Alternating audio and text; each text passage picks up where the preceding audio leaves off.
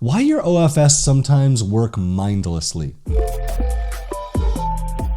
So this morning I asked my son, my 8-year-old, to clean up his play mess. And this is what clean up your play mess looks like to an 8-year-old boy. I went and talked to him about it, like, hey, what happened here? Like, I asked you to clean this up. And he said, I did clean it up, Dad. I'm still playing with those. So he wasn't careless or mindless about it. He thought about it like, I cleaned up my stuff, but I'm still playing with these ones, so I'm not cleaning them up. Which was really cool that at least he thought through it.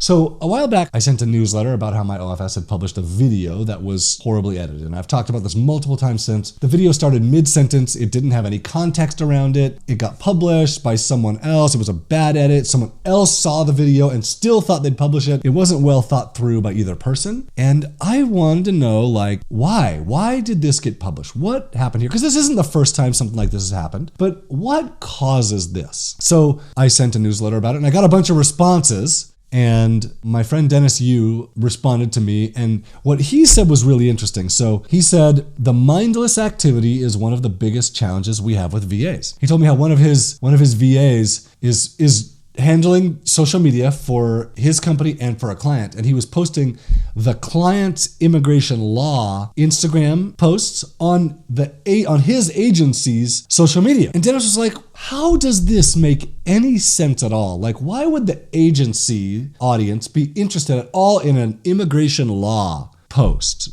This just doesn't make any sense. Why would this get posted here, right? So I'm sure that Dennis and I are not the only two that have had things like this happen. And so I went to my team about it. I made a big long post in our Basecamp saying, why does mindless work happen? And here are some thoughts of mine, but I really want to know why you guys think this happens. And I gave them the out of being like, you can respond here if you want, or you can send me an email. And if you want, you can send me an anonymous email. Here's some ways to anonymize your email so that I don't know who this is from. I got probably 10 responses from my team, and all of them were really long and really well thought out. It was really cool.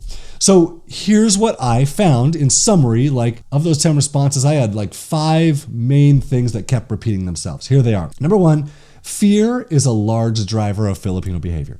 Number 2, the power distance index of the Philippines is strongly at play.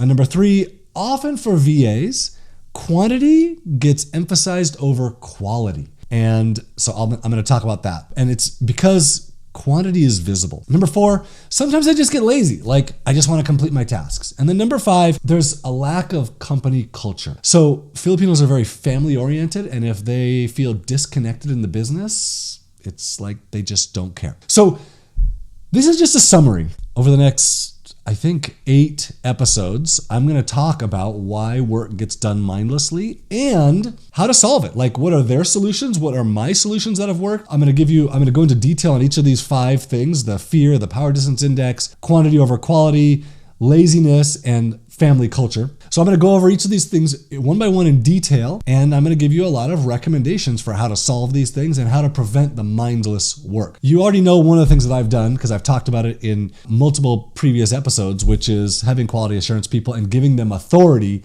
to be a quality assurance person. It has been really, really helpful. So watch for this in the coming episodes: how to prevent, or what causes mindless work and how to prevent it.